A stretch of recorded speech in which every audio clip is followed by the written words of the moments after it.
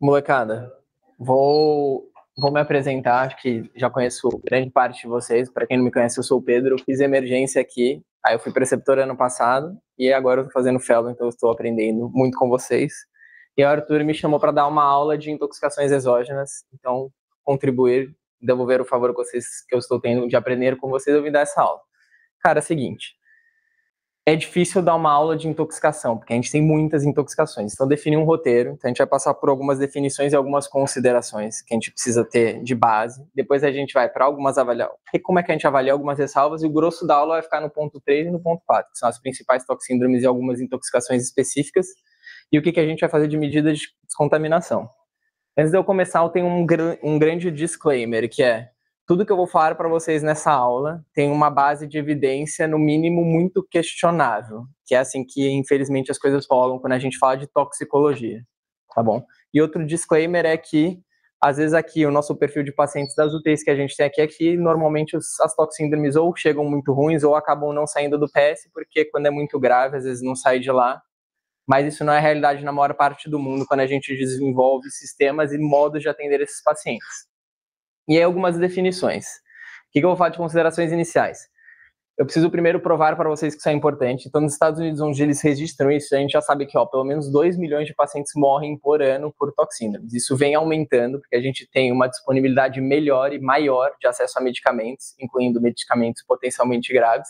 E isso representa uma patologia potencialmente grave em qualquer tipo de paciente, principalmente na população jovem, que é a maior casuística que a gente tem.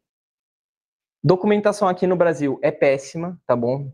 Mesmo no serviço particular, a gente não consegue dosar antígenos ou medicamentos xenobióticos na urina ou no sangue, então fica tudo no campo das ideias, infelizmente, aqui no Brasil. É tratamento empírico na maior parte dos casos. E aí, eu dividi as intoxicações nessas 4 vertentes. Então, a gente tem a exposição intencional. O que é isso? É o principal caso que chega aqui no hospital, que seriam os pacientes que expõem-se intencionalmente. Então, é a tentativa de autoextermínio.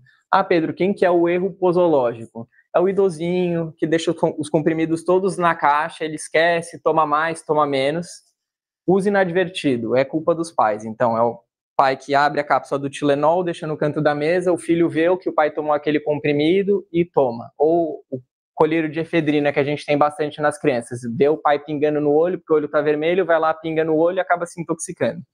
Esse é o uso inadvertido. E o acidente ocupacional são gente que trabalha com agrotóxico ou em plataforma de petróleo, acaba se expondo, tem contaminação cutânea e vem para o hospital. Cara, essa é a parte mais maçante da minha aula, mas eu juro que se a gente passar por isso, a gente passa por tudo. Mas aqui tem conceitos importantes. Quando a gente fala de toxicocinética e toxicodinâmica, por que é tão difícil a gente saber? Ah, Pedro, eu tive um paciente que tomou 12 gramas de paracetamol e ele não intoxicou, enquanto que eu estava na UTI do fígado outro dia e teve uma paciente que tomou 7 gramas de paracetamol e chegou com fulminante. Por que isso aqui acontece? De maneira geral, isso depende de, o paciente tomou 10 comprimidos de paracetamol, evoluiu logo em seguida com vômitos, diarreia. Será que a gente comprometeu a absorção? Como é que é a função renal prévia da paciente, a função hepática prévia? Como é que eram a saturação de proteínas plasmáticas do citrocromo P450? Como é que estava o funcionamento desse organismo? Tudo isso a gente vai considerar e levar em conta quando a gente fala de toxíndromes, de intoxicações. Mas uma coisa que eu quero que vocês lembrem: apesar da gente considerar tudo isso, cada paciente é de um jeito, a gente tem uma heterogeneidade nessa classe de pacientes, então são fatores que a gente vai considerar, mas que a gente não vai ter a resposta na maior parte dos casos, tá bom? E aí, quando a gente fala de absorção, outro conceito importante: quando a gente ingere um comprimido, para ele chegar na célula-alvo dele, onde ele vai fazer o efeito, ele vai passar por múltiplas membranas. Lembrando que as membranas, elas são principalmente colesterol e triglicérides, então pressupõe-se que quanto mais lipossolúvel um composto, mais fácil é dele permear essas membranas e chegar ao sítio de foco de ação dele. E aí eu divido 2 coisas importantes. A gente tem taxa de absorção, isso está relacionado com posologia. Então, a taxa de absorção de um remédio endovenoso talvez seja mais alta. Isso se correlaciona com o tempo de efeito da medicação mais rápido. Enquanto quando eu falo de biodisponibilidade do medicamento, o que a gente está falando? Que está relacionado à intensidade. Então, quanto mais biodisponível, maior é a intensidade do efeito de primeira passagem. Ah, Pedro, por que você está falando efeito de primeira passagem? Porque a gente já sabe que alguns compostos são metabolizados, são excretados novamente na bile e a gente tem aí os efeitos de segunda, terceira passagem, tá bom? Então, quando eu falo de primeira passagem, eu tô falando disso. Como isso funciona na prática?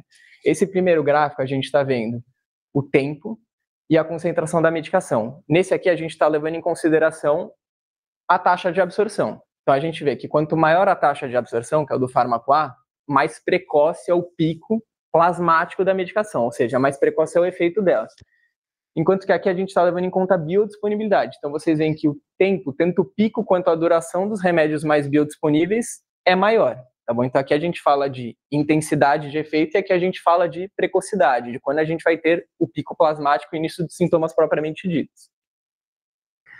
E essas membranas, de novo, batendo nessa tecla, quanto mais lipossolúvel um medicamento, mais fácil é a passagem dele pela membrana, e a gente já sabe que a principal jeito com que um xenobiótico chega lá é por difusão passiva. Ah, Pedro, isso significa que isso é o principal via de efeito das medicações? Não, a gente já sabe que algumas medicações elas têm os efeitos mais na forma iônica, então a gente vai levar pKa e outras coisas em consideração, que é o que eu vou falar com vocês.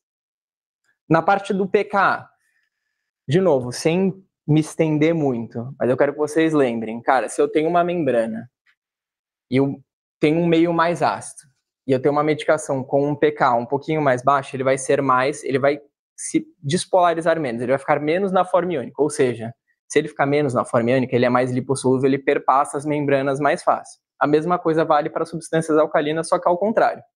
Por que isso precisa ser levado em consideração? Isso aqui é o racional fisiopatológico, por exemplo, do porquê que a gente faz bicarbonato na intoxicação por tricíclico, tá?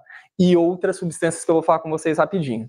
Mas a gente tem que levar em consideração qual é a forma mais bioativa do fármaco, quando que ele passa a membrana, se a ação dele é em receptores ionizados, então, por exemplo, canais de sódio, canal de cálcio, que aí ele vai atuar principalmente na forma mais ionizada dele, ou se a atuação dele é principalmente dentro da membrana, citoplasmática. E aí, quais são os determinantes dessa absorção? Pessoal, quando a gente fala de absorção, a gente vai levar em consideração desintegração, solução, absorção propriamente dita, e aí esse final aqui, eu não vou falar com vocês, que senão ela vai ficar muito grande, que é o quê? Primeira passagem, segunda passagem, e o que a gente tem como taxa de distribuição. Então, taxa de distribuição depende de quanto que tem proteína plasmática, qual que é o citocromo P450, outras formas de transportar o remédio dentro do corpo. A nossa aula vai focar até ali na primeira passagem, na absorção, que vai ser quando eu vou discutir métodos de descontaminação com vocês. De maneira geral, a única coisa que eu vou falar da primeira passagem é isso aqui. Cara, isso depende da absorção enterohepática dos compostos. Pedro, como que isso funciona? Meu Deus do céu. Quando a gente ingere uma medicação, ela vai lá, passa pelo piloro, vai para o intestino absorve essa medicação. Tem uma parcela significativa que já entra na corrente sanguínea transportada por proteínas, mas tem uma parcela significativa que é metabolizada e excretada junto com os conjugados da bile de volta para o intestino, e a gente tem efeitos de segunda passagem, tá bom? Pedro, eu vi essa parte de desintegração, significa que aquelas medicações que eu vejo que tem liberação prolongada, elas atuam no esvaziamento gástrico, é mais difícil de eu tirar o composto do estômago e, porventura, eu estendo o tempo de ação desses medicamentos? Sim. Mesma coisa com dissolução, se eu dou um comprimido que é menos esfarelado, é mais difícil de dissolução, ele fica mais tempo dentro do estômago, é mais difícil de ser digerido e a gente tem uma liberação mais prolongada, tá bom? Feito isso aqui, passamos a parte mais maçante da minha aula e a gente vai para algumas avaliações e ressalvas. Cara, isso aqui é mais fácil quando eu falo do PS, porque dificilmente a avaliação primária desse paciente vai ser na UTI.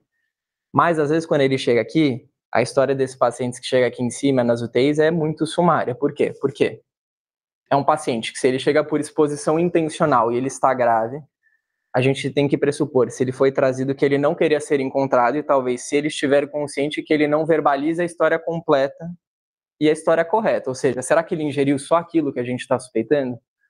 Quanto será que ele ingeriu? Será que dá para confiar? Será que alguém viu? Qual foi a via de administração? O que a gente vai fazer? Então, é um paciente muito difícil e a consideração principal que a gente vai levar é, principalmente, tempo de pico plasmático, quando a gente fala na emergência. Para nós é o mais importante, vai ser o tempo de início dos sintomas. Aqui em cima a gente vai levar em consideração o pico plasmático, mas a meia-vida também. Então, quanto tempo esse composto vai ficar na circulação do paciente, tá bom? E é lógico, quando eu falo para vocês de adaptações, a gente vai considerar esses pacientes como uma história um pouco mais questionável, a gente sempre vai ter o pé atrás. Ah, Pedro, se a gente conseguisse dosar tudo no sangue, Aí a gente não precisa confiar no paciente porque a gente tem a dosagem de tudo no sangue. Dito isso, mesmo quando a gente tem dosagens do sangue negativas ou questionáveis, a clínica vai acabar sendo soberana quando a gente fala de toxímetros. A anamnese sempre vai ser defasada, a não ser num raro caso que o paciente tenha um arrependimento. Então, doutor, acabei de tomar 30 gramas de paracetamol, me arrependi profundamente, vim correndo para o hospital. E ela mostra a cartela, por acaso ela gravou. Ah, Pedro, é muito raro do paciente gravar as histórias. Infelizmente, acaba não chegando aqui no PS, mas vocês ficariam chocados, por exemplo, quantos vídeos de TikTok às vezes falam a história para a gente. Tem muito paciente que a gente descobre a história porque o pai mostra o vídeo no TikTok, seja por inalatório, seja por medicamento, então a gente consegue extrair alguns dados, às vezes a história fica mais verídica, mas de maneira geral, não é o caso. E como aqui é um hospital quaternário, além de considerar todas as inconsistências da história, vocês têm que pensar, veio do Lapa. Cara, o que fizeram no Lapa? Fizeram carvão, fizeram lavagem, fizeram um antídoto específico? O que foi feito antes do paciente chegar aqui para a gente levar em consideração o que a gente vai fazer depois que ele já chegou aqui no nosso serviço? Então.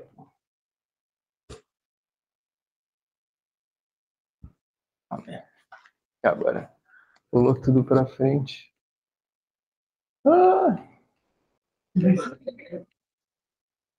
Beleza. E do exame físico a mesma coisa. Numa apresentação mais precoce, geralmente a gente não vai ter um quadro clínico muito exuberante, enquanto que se o paciente chega mais tarde, às vezes a gente não tem muito o que fazer para ele. Então, o paciente que chega mais precoce, às vezes a gente não identifica tantos achados, enquanto que se chega muito tarde, a gente vai ter achados demais que confundem a nossa anamnese.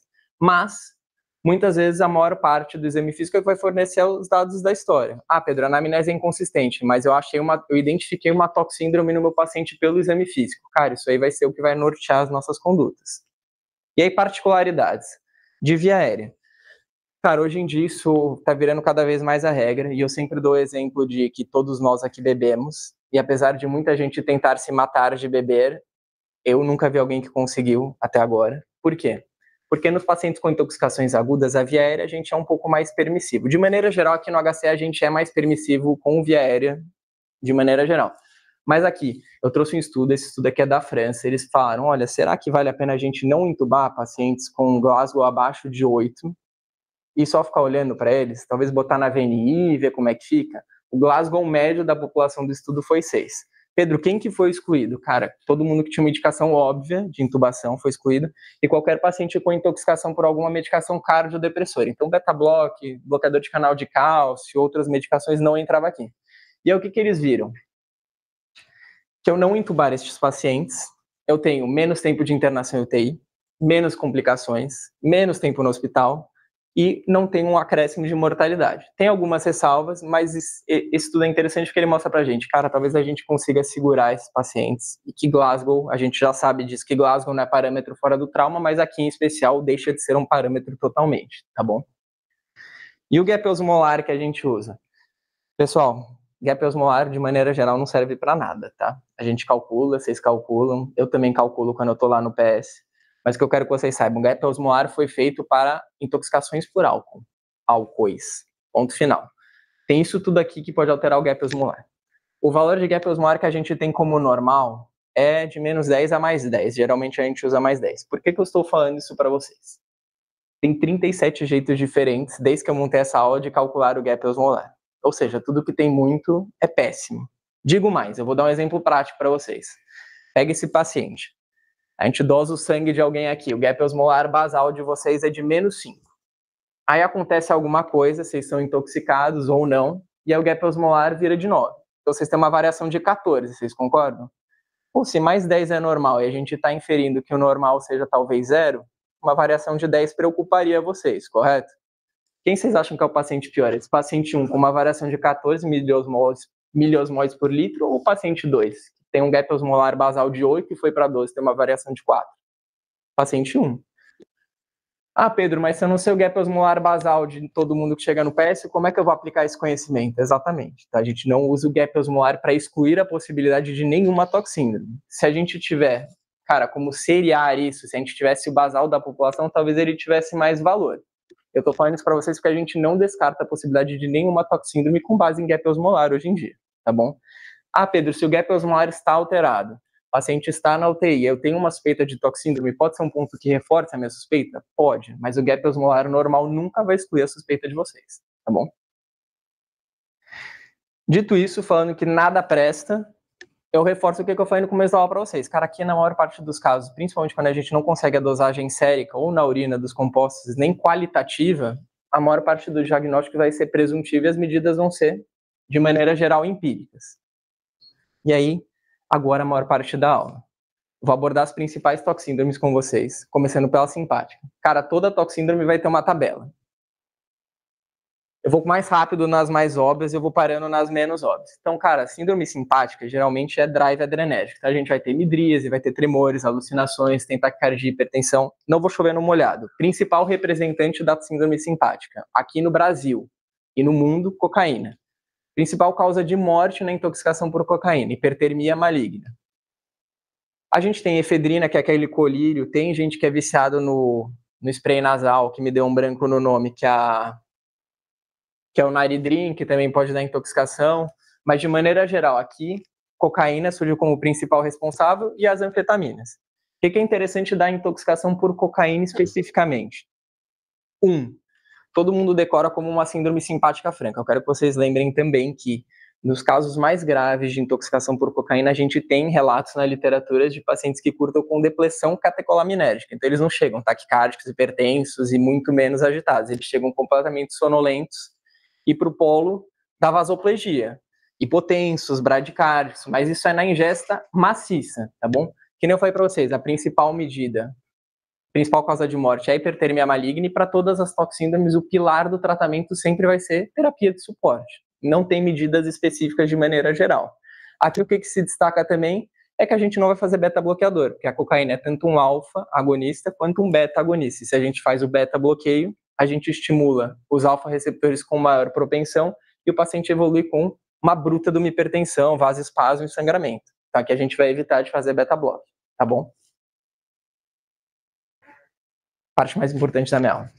Síndrome anticolinérgica e tricíclicos. Cara, síndrome anticolinérgica, de maneira geral, é muito parecida com síndrome simpática. Pedro, o que muda? O único ponto que muda com mais atenção é esse aqui. Porque enquanto na síndrome simpática a gente tem sudorese, aqui vocês vão ter rubor e o paciente não vai estar suado. Pedro, por que na síndrome anticolinérgica, que eu achei que era contrário da colinérgica, ou seja, a mesma coisa que a simpática, a gente não tem sudorese? Porque as glândulas sudoríparas da pele são de inervação colinérgica. Então, quando vocês bloqueiam os receptores colinérgicos da pele, a gente tem rubor, a gente não vai ter sudorese, tá bom? Então, isso aqui é o principal determinante diferencial quando a gente fala de síndrome simpática para síndrome anticolinérgica. Existem muitos causadores, dá para ser por atropina, mas eu quero que vocês lembrem, antiparkinsonianos, principal causa de síndrome anticolinérgica grave no PS e no mundo, antidepressivo tricíclico. E aí, o que é o interessante dos antidepressivos tricíclicos e resgatando os conceitos que eu falei com vocês de tóxico-cinética e tóxico-dinâmica. O tricíclico, por definição, ele é uma substância extremamente lipofílica, ou seja, ele passa a membrana com muita facilidade, ele é rapidamente absorvível. Pedro, mas é isso que mata na intoxicação por tricíclico? Não. O tricíclico, ele, além de tudo, é um inibidor de canal de sódio. E essa ação de inibição de canal de sódio, ela se faz predisponente, preferencialmente na forma ionizada do tricíclico. E o tricíclico, por definição, é uma molécula que é um ácido fraco, tá bom? Ah, Pedro, como isso funciona na prática? De maneira geral, a gente inibe canais de sódio e a gente vai começar a largar o QRS. Pedro, como é o eletro da intoxicação por tricíclico? Primeiro sinal da intoxicação por tricíclico vai ser taquicardia sinusal, que é o que eu quero que vocês guardem. À medida que o QRS vai se alargando, o achado mais caricato é esse aqui em AVR. Então, a gente vai ter um R muito proeminente e uma relação RS geralmente acima de 3 milímetros. Se a gente tem esse eletro, deixa eu deixar ele maior, e a gente tem taquicardia sinusal em um quadro compatível, a gente vai fazer, além das medidas de terapia de suporte, o tratamento adequado para o tricíclico, que a gente lembra como sendo bicarbonato. Aqui eu tenho essa foto do Goldman, que é bem interessante, desse paciente que chegou praticamente num torsades. Esse aqui é o eletro dele depois de 150 mEq de BIC. Então vocês veem que realmente faz efeito. Não é só uma medida... Essa aqui talvez seja a coisa que tenha mais evidência da minha aula inteira, que tem pouca evidência. E aí, quais são as medidas? Pessoal, quando me falavam, principalmente para os R1s, quando me falavam alcalinização urinária, eu juro para vocês, quando eu estava na faculdade eu pensava que era fazer BIC por sonda vesical. E aí quando eu fui estudar, eu fui ver que não. A alcalinização urinária é a gente dar tanto BIC para o paciente que a urina fica alcalina. Pedro, na prática, como é que a gente faz isso? A gente vai dar BIC. Quanto BIC? Cara, sódio não é um problema. Vai virar problema, se a gente estiver no PS, vira problema de vocês aqui na UTI, porque a gente fez muito BIC, e se ele estiver na UTI, vai virar um problema para depois. Aqui a gente tem descrições de, cara, descrição europeia e americana, relato de caso de, quanto BIC? 500 ml em bolos, 400 ml em bolos, quanto que precisar para a gente estabilizar o paciente no momento inicial. Dito isso, qual vai ser a meta de pH para esse paciente? Geralmente entre 7,5 e 7,55 e um pH urinário como consequência de pelo menos 7,5. Pedro, por que a gente não deixa mais alcalótico para a gente impedir mais ação de bloqueio de canal de sódio? Porque acima de 7,55 acontece uma coisa chata, que as proteínas do sangue começam a denaturar, então a gente evita subir muito acima disso, tá? Então, de maneira geral, é isso. Lembrar que se vocês vão deixar o sangue mais alcalótico, vocês vão fazer shift intracelular de potássio, tanto que é uma medida bem ruim, mas descrita para hipercalemia. Então, a gente vai ter que repor potássio em alguns casos. Geralmente, a gente tem como meta um potássio de 4 a 4,5 nesses pacientes. E outra coisa interessante é que, apesar da lidocaína ser um inibidor de canal de sódio também, ela é o antiarrítmico preferencial. Pedro, por que não a amiodarona, principalmente a amiodarona, porque ela larga QT, e esses pacientes têm um risco alto de fazer torçados por causa do QRS mais longo, e propafenona, porque atua como no mesmo receptor e a gente acaba piorando o bloqueio de canal de sódio. Outra coisa interessante do BIC é que o bicarbonato é bicarbonato de sódio.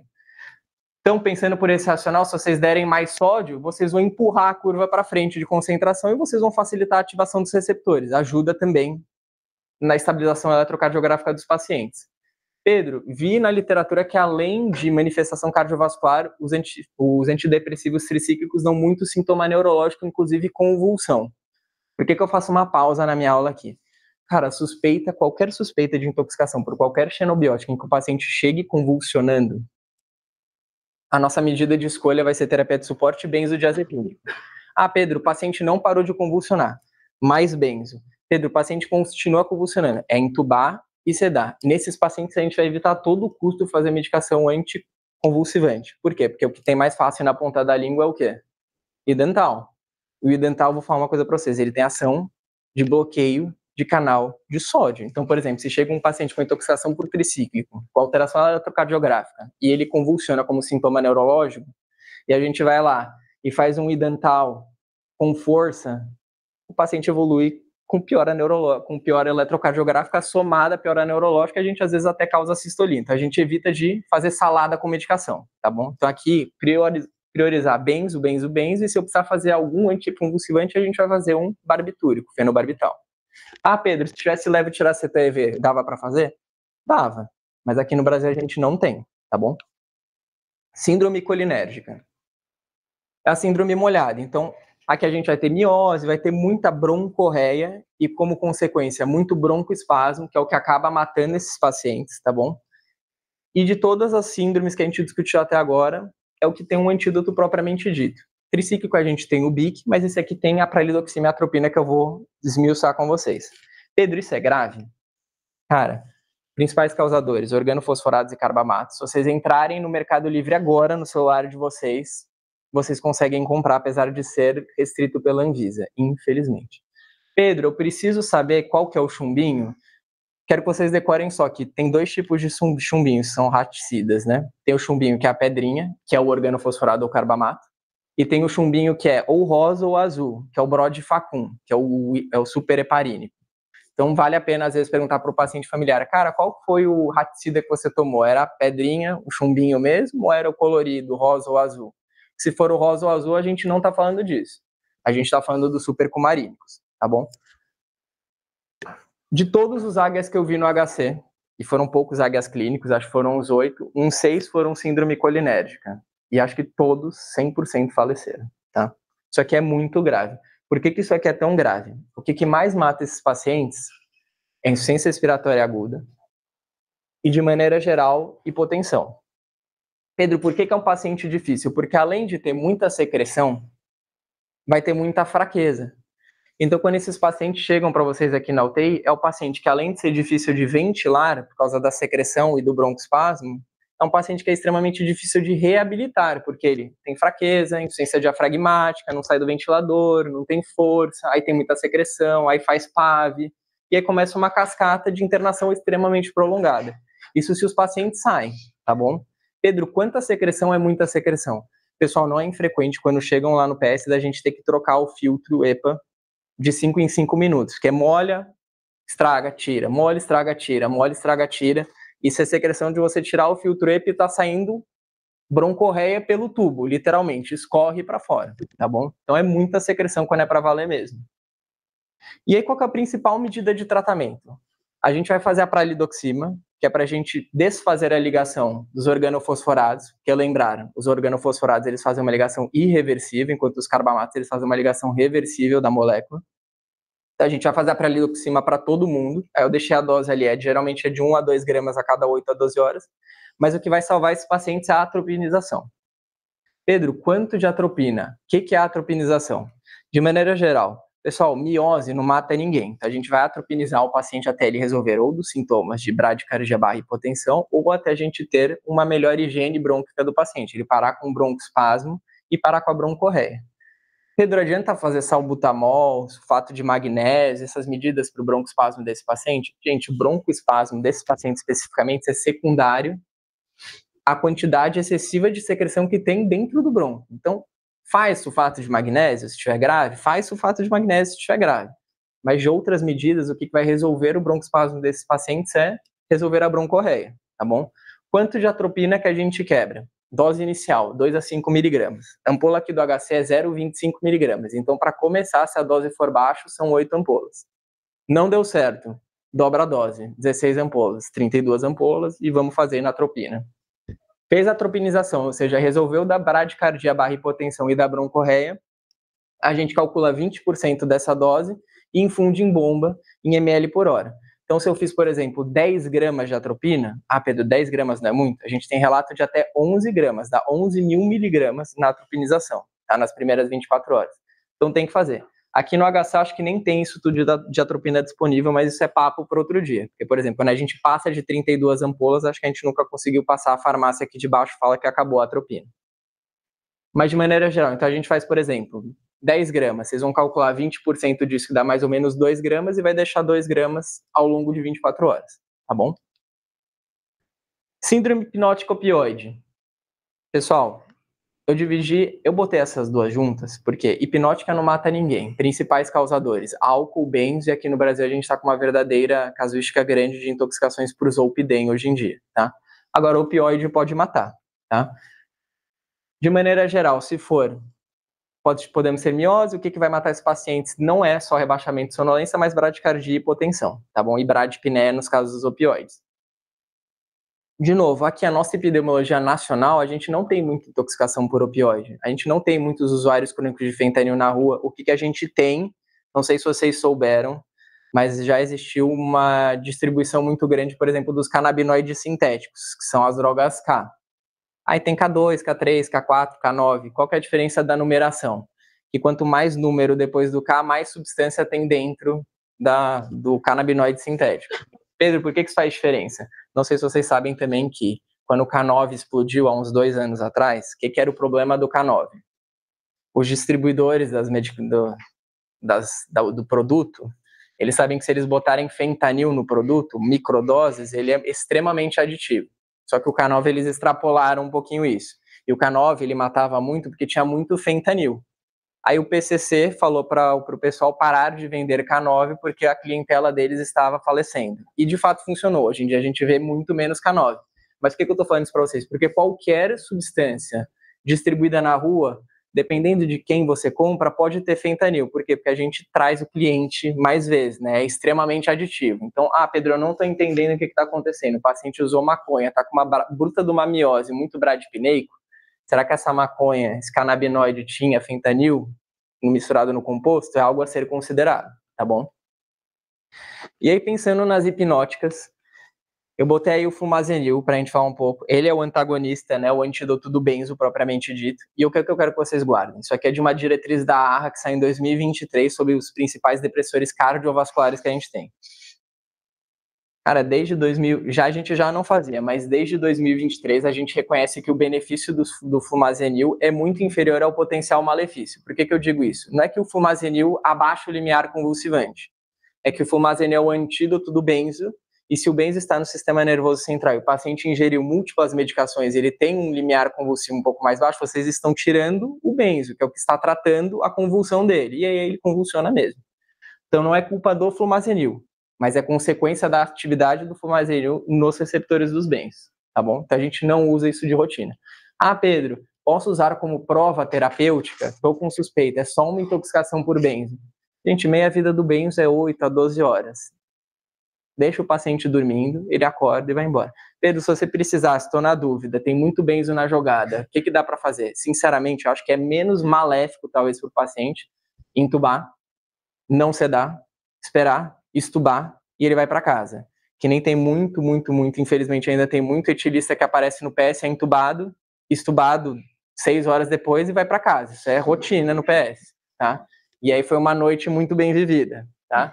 Mas aqui é a mesma coisa, porque, cara, eu vou comprar os riscos associados ao uso do Flumazenil, principalmente quando eu não tenho certeza o que o paciente usou, não vale a pena, tá? Então aqui talvez seja melhor entubar e estubar do que tentar correr atrás do prejuízo com Flumazenil, ainda mais quando a gente considera que a meia vida do Flumazenil é 1 hora, ou seja, vocês vão ter que ligar essa medicação em bomba por pelo menos 8 horas. Não vale a pena, tá bom? E o Naloxone? Cara, o Naloxone, toda a literatura que a gente tem de toxíndromes do Naloxone vem da literatura americana, onde isso aqui é um problema, cara, absurdo lá na população americana, tá? Muito fentanil nas ruas. E aí o que acontece?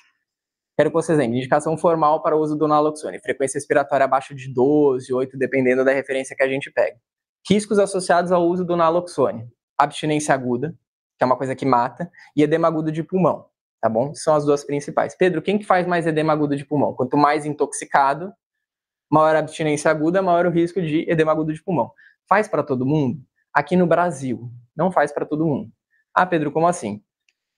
Uma ampola de naloxone tem 0,4 miligramas. O jeito certo de fazer é a gente diluir isso e a gente vai fazendo, não é até o paciente acordar ou ter abstinência, até ele ter uma frequência respiratória acima de 8 ou 12, em que ele não esteja prejudicando a própria saúde dele, ou seja, esteja saturando bem, com uma boa ventilação, não está retendo CO2, está tudo ótimo, ele não precisa acordar. Aqui no Brasil, geralmente quem usa é usuários com dor crônica, dor oncológica, anemia falciforme. Então eu quero que vocês saibam que sempre que vocês decidirem usar o naloxone para esses pacientes, vocês vão provocar dor crônica intratável aguda, né? Uma dor crônica agudizada. Ou seja, cara, será que vale a pena a gente, com uma avózinha que estava com dor oncológica, fez muito resgate de morfina em casa, chegou no PS com miose, com a frequência respiratória de 8, mas a gente colhe uma gasa, ela tá saturando bem, putz, vale a pena reverter ou esperar 4 horas para a morfina sair, a gente ajustar a posologia dos medicamentos dela e ela ir embora sem dor? Então a gente tem que botar na balança. Não é só porque o paciente usou morfina e a gente acha que ele está intoxicado, e às vezes ele realmente está, que a gente precisa reverter os efeitos da intoxicação, tá bom? A gente tem que botar na balança e ver se esses efeitos estão trazendo prejuízo para o paciente. Pedro, chegou alguém que com agulha no braço do fentanil que usou lá fora. Esse cara a gente é um pouco mais permissivo com a reversão, tá bom? Mas mesmo assim com cuidado para ele não abrir abstinência aguda nem edema agudo de pulmão, tá? Pedro, estou com um paciente na UTI, usando fentanil. E eu acho que alguém botou uma supradose de fentanil na bomba. E ele começou a ficar bradipneico, ficou um pouco mais desacordado. Gente, se o paciente está usando fentanil e ele está entubado, não tem porque a gente reverter o efeito do fentanil. Pedro, eu quero fazer uma prova terapêutica porque o paciente está hipotenso, ele está com sepsis, eu estou com outros dados aqui confundidores. Tá bom, vale a pena. Mas o benefício de reverter nesses casos também é pequeno, tá bom? Esse aqui é o que eu acho que mais sobe aqui para vocês em cima, porque realmente esses pacientes ficam vivos e é uma das minhas favoritas. Então, o que a gente fala? Eu botei junto beta-bloqueador e bloqueador de canal de cálcio. O que eu quero que vocês lembrem? Beta-block, a gente tem muitos beta-blocks, tá? Por exemplo, o atenolol é um dos que a gente tem indicação formal de diálise precoce, tem evidência. Nem que pouca, mas tem. O pior de todos é esse aqui. Cara, isso aqui é do mal. Propranolol. Por que o propranolol é tão do mal? Porque ele é extremamente lipossolúvel. passa a barreira hematoencefálica, e o pior de tudo, cara, esse propranolol ele tem ação de bloqueio de canal de sódio, um dos poucos beta-blocks que tem. Por que eu estou falando isso para vocês? Porque é infrequente na intoxicação por carvedilol, bisoprolol, até atenolol, a gente tem alteração na morfologia do QRS. Agora, se for o propranolol, pode, porque ele tem ação de bloqueio de canal de sódio. Beta-bloqueador, de maneira geral, ele é muito cronotrópico, mas ele não altera a morfologia do QRS. A mesma coisa com os bloqueadores de canal de cálcio. Aí a gente tem que dividir em dihidropiridínico e não dihidropiridínico. Por quê? Os não dihidropiridínicos, tipo diltiazem, verapamil, eles têm ação miocárdica, enquanto os dihidropiridínicos, tipo amlodipino, nimodipino, eles vão ser principalmente vasoplégicos. Por que eu tô falando isso para vocês? Porque dependendo da medicação e do efeito da medicação, talvez a droga vasoativa que a gente escolha mude. E aí isso fica evidente aqui, ó. Principal medida para as duas intoxicações. Tratamento do esporte. Pedro, é uma intoxicação por uma medicação dihidropiridínica, onde a gente tem muita vasoplegia. Putz, talvez a droga vasoativa de escolha aqui seja uma nora, uma vaso. Tá muito ruim. Indo para o campo das ideias sem evidência. Azul de metileno. Por quê? Vasoconstrição periférica. Estou falando de uma medicação com ação cronotrópica cardíaca. Então agora o miocárdio está acometido. Putz, talvez a droga de primeira escolha aqui seja uma adrena, seja uma nora com uma dobuta. A gente tem que ver. Sempre que eu tenho, e aí eu boto essa ressalva, sempre que eu tenho acometimento miocárdico, independente de ser beta-bloque ou bloqueador de canal de cálcio, uma das coisas que a gente tem mais evidência é terapia de insulina em altas doses. Pedro, quanto que é uma dose alta? Referência, dose que a gente faz para CAD, 0,14 unidade quilo-hora. Ou 0,1, mas hoje em dia a gente não faz mais voo, então 0,14 unidade quilo-hora. Aqui a brincadeira começa com 1 unidade quilo-hora, podendo ir até 10 unidades quilo-hora. Então, por exemplo, isso é o motivo pelo qual a gente não faz no PS, porque se a gente manda a enfermagem botar 1000 unidades de insulina e começar a bomba em 10 a 100 ml hora, não tem jogo. E dito isso, se a gente vai fazer insulina em alta dose, a gente precisa ver glicemia e a gente precisa ver potássio. Então aí entra o GICzão que a gente conhece, tá bom? Isso só para quem tem acometimento cronotrópico do coração, tá bom? Como eu não sei se alguém está intoxicado só por beta-bloque ou bloqueador de canal de cálcio, e são medicações que são usadas em conjuntos, vale o que também? Cálcio. Cálcio tanto pelo bloqueio de canal de cálcio, quanto como medicação inotrópica, podendo ser feito em bolos e infusão contínua, tá bom? Pedro, tem mais coisa que dá para fazer? Eu estava esperando essa hora para eu poder falar que eu lembrava do glucagon, que de tudo que você falou na aula até agora, a única coisa que eu lembrava era do glucagon. Pessoal, dose do glucagon. Alguém já chegou a usar o glucagon aqui? Vou te falar como é que vem. Toda medicação que vem numa caixa pequena, laranja, que a gente tem que abrir. Aí você já sabe que o negócio é caro e tem pouco. Aí você abre. A dose que tem aqui, se eu não me engano, da ampola é 3 miligramas. E é por subcutâneo. Dose de ataque do glucagon, 3 a 5 miligramas EV para começar, antes da gente começar em bomba. E principais efeitos colaterais. Náusea e vômito pra caramba. Cara, o paciente vomita muito, principalmente com doses altas de glucagon. Não me parece uma coisa boa a gente dar uma medicação que é extremamente emética para um paciente grave que vai estar rebaixado, com nível de consciência alterado, às vezes hipotenso, entrando um monte de coisa. Ah, Pedro, mas eu quero fazer. Qual que é a evidência? A evidência para o glucagon hoje em dia é tão boa quanto a evidência da gente botar os pacientes em ECMO VA direto, tá? Então quero que vocês pensem muito bem se a gente vai fazer glucagon.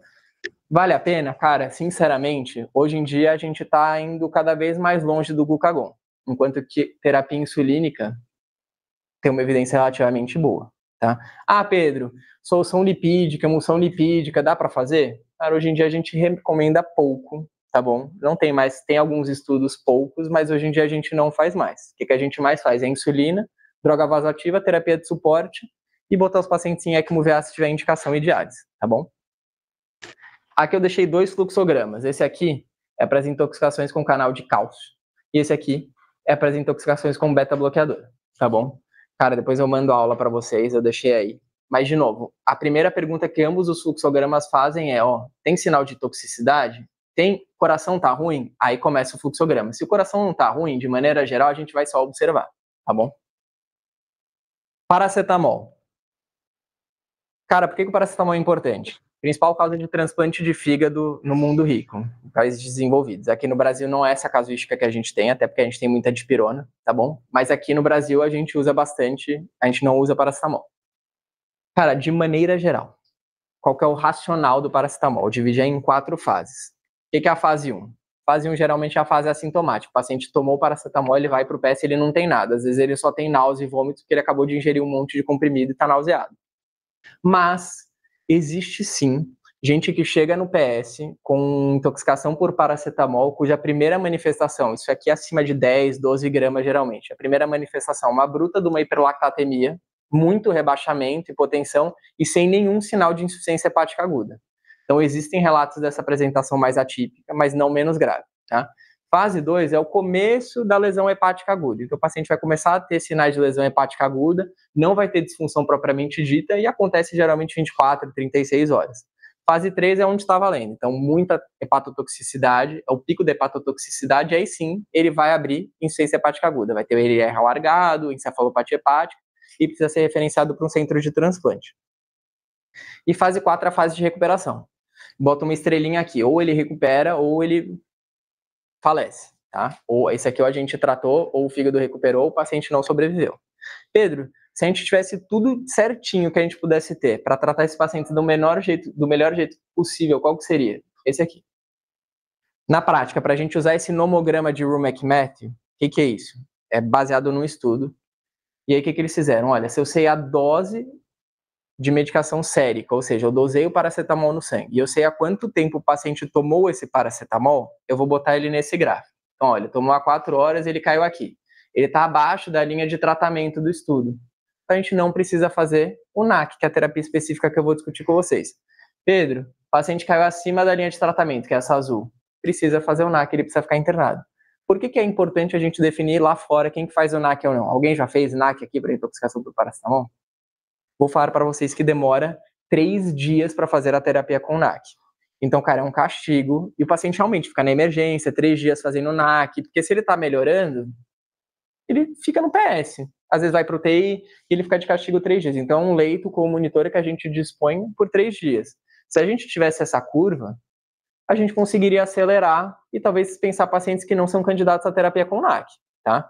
Ah, Pedro, aqui no Brasil a gente não dosa nem quanto tem no sangue e a história é inconsistente, então a gente não sabe há quanto tempo o paciente tomou. Na dúvida, todo mundo faz NAC, tá bom? E qual que é o racional do NAC? De maneira geral e muito breve. Cara, vocês dão N-acetilcisteína no NAC para intoxicação por paracetamol? Porque o paracetamol chega lá e ele produz NAD-PQI. E o NAD-PQI depleta os estoques de glutationa que a gente tem no fígado. O que o NAC faz? Ele é um precursor da glutationa. Então, vocês estão repondo os estoques de glutationa, impedindo com que a gente evolua com insuficiência hepática aguda. Pedro, quanto NAC que faz? Geralmente, a dose de ataque é 150 miligramas por quilo, cara, e é bastante. Se eu não me engano, essa é a dose. Pedro, o paciente não está melhorando, a gente continua fazendo NAC? Cara, vai fazer NAC até o paciente estiver deitado na mesa de transplante, se precisar. A gente não tem relato em literatura de cirrose por paracetamol, porque o NAC é um antídoto extremamente eficaz, tá bom? Ou isso, ou o NAC não funcionou e o paciente foi transplantado. O fato é que ninguém evolui com insuficiência hepática crônica de paracetamol, tá bom? Então, por isso que aqui o nosso limiar para usar NAC é muito baixo. Quando vocês rodarem lá na UTI do fígado, o Rodolfo falar, eu vi lá que eles usam NAC para qualquer tipo de insuficiência hepática aguda. Cara, isso é muito questionável. Aqui no fígado eles não fazem e tem um racional bom, porque o estudo que viu isso mostrou um melhor desfecho em quem tem encefalopatia grau 1 ou grau 2. Mas se você vai para o grau 3 igual 4, o mesmo estudo mostrou um pior prognóstico em quem faz NAC. A gente escolheu uma evidência que era, olha, faz bem para o grau 1 e para o grau 2, e meio que ignorou que faz mal para o grau 3 e para o grau 4. Será que faz mal mesmo? Acho que não faz, eu acho que é inócuo, mas a gente tem pouquíssima evidência para fazer NAC em qualquer coisa que não seja insuficiência hepática por paracetamol, tá bom? E a parte final da aula, que são as medidas de descontaminação. Cara, pontos de atenção que eu botei aí. Sempre, sempre, sempre, para fazer medida de descontaminação, vocês vão levar em conta qual que é o quadro clínico que vocês esperam, se tem um antídoto disponível e se vale a pena. Ah, Pedro, como assim? Ingeriu 10 comprimidos de clonazepam, o paciente está com sono e chegou a 30 minutos no UPS ou na UTI. Vocês vão fazer carvão, lavagem para alguém que só vai dormir 8 horas e vai acordar e vai embora? Não. ingeriu 12 gramas de paracetamol, chegou um pouco confusa, nauseada, tem vídeo dela, vocês compraram a história, cara, chegou com 20 minutos, aí são outros 500. Ah, ingeriu chumbinho, chegou 30, 40 minutos depois, a gente tem atropina. Será que vale a pena mesmo lavar esse paciente, fazer carvão ativado? Carvão ativado, será que o chumbinho vai ser absorvido pelo carvão? Então são considerações que vocês têm que ter na mente. E outras coisas. Cara, tem muita coisa na toxicologia, lá naquele começo que eu falei para vocês de farmacocinética, farmacodinâmica, eventos, heterogeneidade de apresentação. Vou dar um exemplo prático para vocês que é isso aqui. As medicações de liberação prolongada, tipo lítio, tipo Dobutrin, que é a bupropiona, tipo AS, que às vezes lentifica um pouco o trânsito gastrointestinal, eles fazem isso aqui. Fica muito tempo no estômago lá, naquela sopa de ácido clorídrico, aí tem um monte de comprimido, eles começam a grudar e fazem fármaco bezoar. Aí não passa pelo piloro, e aí agora faz sentido, porque aqueles pacientes que ingeriram muitos comprimidos têm intoxicação crônica, o cara não melhora. É o cara que fica com a bomba de NAC lá, na intoxicação por paracetamol, aí quando a gente tira a N-acetilcisteína, volta com sintoma de insuficiência hepática aguda, começa a ficar confuso, aí fala, cara, o que está acontecendo? Às vezes é isso aqui. Ou o paciente com intoxicação por salicilato, que desliga a diálise, acha que está indo tudo bem, passa algumas horas, um dia, 2 dias, volta a ficar intoxicado. Será que ele tem um fármaco bezoar? E está tudo preso lá e não passa do piloro? Pode ser, tá bom? Considerações a serem feitas. Pedro, se tem fármaco bezoar e tem essas fotos, quer dizer que eles fizeram endoscopia para tirar? Não sei. A evidência aqui é extremamente pobre. Vale a pena fazer endoscopia? Como é que eu diagnostico isso? Cara, relatos de casos apenas, tá bom? Mas é algo a levar em conta se a gente tem um paciente que não melhora da intoxicação e a gente tá crente que aquela é a toxíndrome dele, tá bom? E agora as descontaminações. Lavagem gástrica. O que é lavagem? Imagino que na UTI vocês nunca viram fazer. Vou descrever o que é uma lavagem. Se eu deixar o paciente de lado, passar uma sonda naso- ou orogástrica calibrosa e vão lavar com 250 de soro e aspirar 250, várias vezes. É no mínimo desagradável, vocês concordam? Por isso que, se a gente vai fazer lavagem gástrica, tempo de indicação até 1 hora da ingesta do xenobiótico, o paciente tem que estar colaborativo, que ele vai ter que deglutir a sonda, a gente vai ter que ter muita certeza que a sonda está no lugar certo antes de eu começar a lavar. Porque se eu lavar o lugar errado, eu estou lavando o pulmão, tá bom? Contraindicações formais, rebaixamento, agitação, cara, distúrbios do nível de consciência ou suspeita que o cara ingeriu soda cáustica, queimou todo o esôfago. Eu não vou passar uma sonda, muito menos se ele tiver obstruído ou perfurado. Lavagem intestinal, cara, isso aqui tá muito na moda, a gente não faz aqui tanto no Brasil, mas tá muito na moda lá fora. Qual que é o racional? Aqui o racional é, eu vou tirar tudo que está dentro da barriga, por isso que a indicação é eu fazer até 1 hora.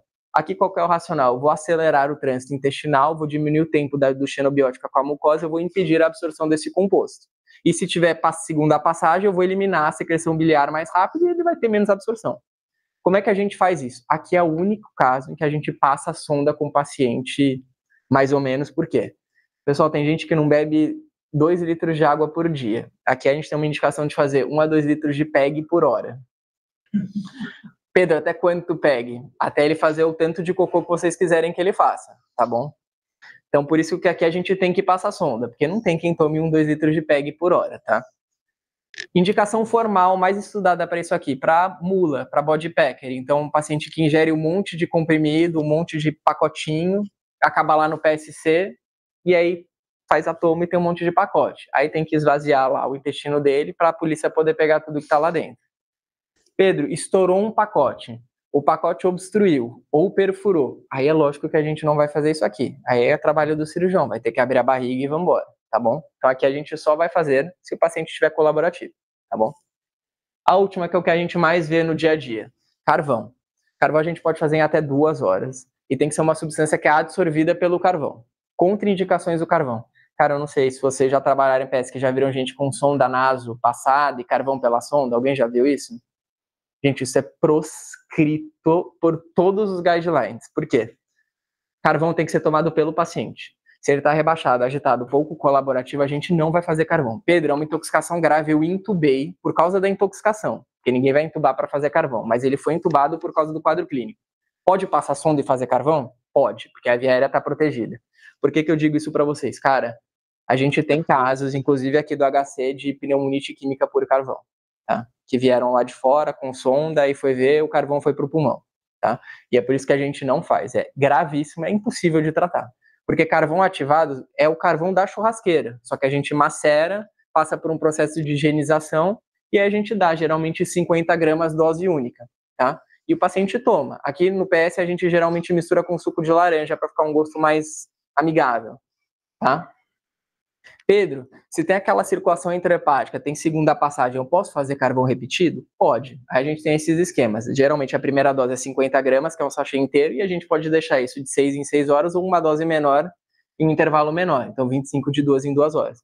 Mas isso é para medicação que tem efeito de segunda passagem apenas, tá bom? E outras medidas de descontaminação. As medidas extracorpóreas. Cara, isso aqui é muito mais, eu trouxe mais para vocês do que para mim. Porque nunca a gente vai fazer isso aqui no PS. Geralmente, espero que se os pacientes começarem a subir para UTI, a gente consiga fazer isso, porque o prognóstico de qualquer intoxicação é muito bom. Porque passada a meia-vida, o paciente vai bem. É um paciente jovem, rígido na maior parte dos casos, que se a gente segura ele, ele sai bem, sem nenhuma sequela. E o que essas medidas extracorpóreas levam em conta? É que eu estou falando de hemodiálise e hemoperfusão, se vai ser diálise contínua ou não, e plasmaférese, ou terapia de troca de plasma, né? A gente vai levar em conta, primeiro, o tamanho da molécula, segundo, a aderência a essa molécula à proteína plasmática, e terceiro, o tempo de exposição e quanto que é a variação dessa ligação. Ou seja, cara, se eu tenho uma molécula grande e que se adere muito à proteína, eu vou preferir plasmaférese, que a gente quer tirar as proteínas junto com as medicações, com o xenobiótico.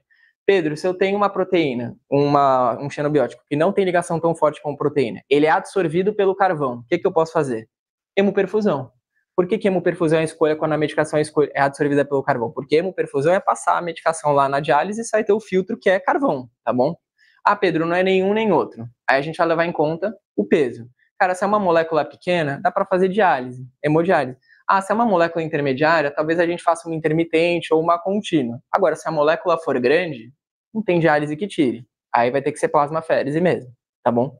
Então isso tudo, quando a gente fala de farmacodinâmica e farmacocinética, a gente tem que levar em consideração, tá bom? Para a gente indicar a melhor terapia extracorpórea para esses pacientes. Quando que eu uso? Como vocês podem ver, isso aqui é uma casuística americana. A gente vai usando cada vez mais, talvez porque lá fora eles estejam dosando mais, identificando mais, e a verdade é que talvez a gente esteja indicando mais precocemente, empiricamente. A gente está fazendo cada vez mais, tá bom? Mas, de maneira geral, não é só quando é a culpa só da intoxicação. Então, cara, vocês têm um paciente que estão refratários a terapias convencionais. Então, por exemplo, é um paciente com paracetamol, dose super alta, tem indicação formal de diálise nesses casos, não está respondendo ao NAC, a gente está segurando na ponta da língua, vamos fazer diálise, tá bom. É um paciente que, além da intoxicação por xenobiótico, ele já era DRC, dialítico, com uma diurese super residual. Cara, por que a gente vai tentar? O rim não vai eliminar essa medicação. A gente está esperando o quê para dialisar esse paciente? Não significa que ele vai virar dialítico depois da internação, mas já é um rim ruim, um fígado ruim, que não faz o trabalho que deveria fazer. Será que não compensa a gente dialisar esse paciente mais precoce, já resolver a intoxicação e o paciente vai embora para casa? Aqui é um pouco diferente, a gente não dialisa os pacientes porque o rim é ruim. A gente dialisa o paciente para tirar o xenobiótico da circulação e depois o paciente poder ir para casa, tá bom? Ou, cara, eu tô com uma intoxicação e junto eu tô com acidose, múltiplos distúrbios hidroeletrolíticos. Será que vale a pena a gente logo dialisar esse paciente e resolver isso tudo de uma vez? Então não é só o remédio que a gente leva em consideração, ou aqui o veneno, né, no caso. A gente leva em consideração o global do paciente para indicar a terapia extracorpórea. E aí de todas, uma que vem ganhando muita atenção na literatura é essa aqui, principalmente para medicações cardiodepressores, então beta-bloco, canal de cálcio principalmente. E por quê? Que nem eu falei para vocês, os maiores estudos, os relatos de caso, né, publicados de ECMO, o que eles falam para gente?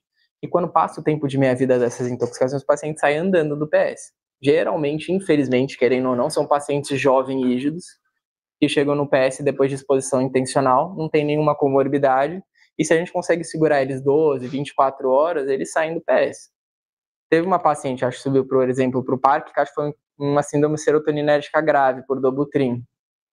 Foi no começo do ano, ainda era preceptor. E aí quase que indicaram.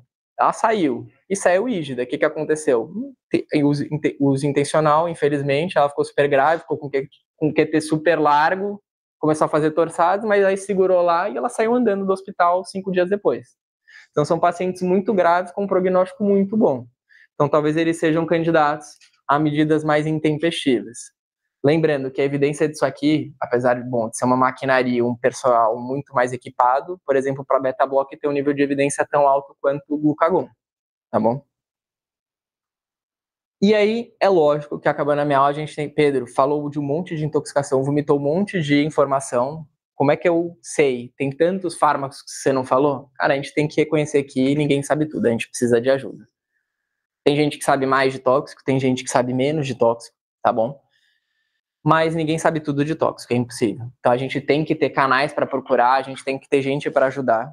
E eu deixei essas duas referências. Tem o Ceatox, lógico, que é o sempre, mas eu não sei se vocês conhecem. Tem esse grupo aqui que chama X-Trip. O que é esse grupo? São intensivistas, emergencistas, nefrologistas que se juntaram, fizeram esse grupo, e aí nesse site ele tem vários guidelines. E aí tem o nível de evidência. Cara, demora um pouco, porque como qualquer guideline, não é bem guideline, como qualquer recomendação, tem que revisar a literatura. Mas aí nesse site vocês acham as recomendações dele, e aí tem um linkzinho lá em cima que fala, olha, é daqui que a gente tirou a nossa recomendação. E aí tem toda a evidência que tem no assunto, tá bom? Então lembre-se que a gente sempre pode consultar e que a gente sempre pode envolver outras equipes. Estou na dúvida, vale a pena chamar a nefro? Cara, vale. Por exemplo, foi com a nefro que eu aprendi que a atenolol tinha indicação de diálise. Não sabia até, acho que ano passado. Aí, quando a gente chama a nefro para um caso, será que... Estou na dúvida se dá para dialisar ou não. Chama a nefro. Estou na dúvida se dá para fazer plasma ou não. Vamos chamar a nefro e hemato, porque vai ter que chamar a equipe de aférese para fazer plasmaférese. Então, às vezes aqui a gente tem um envolvimento multidisciplinar mais precoce e ajude mais esses pacientes. Fechou? É isso que eu tinha para falar para vocês, sumariamente.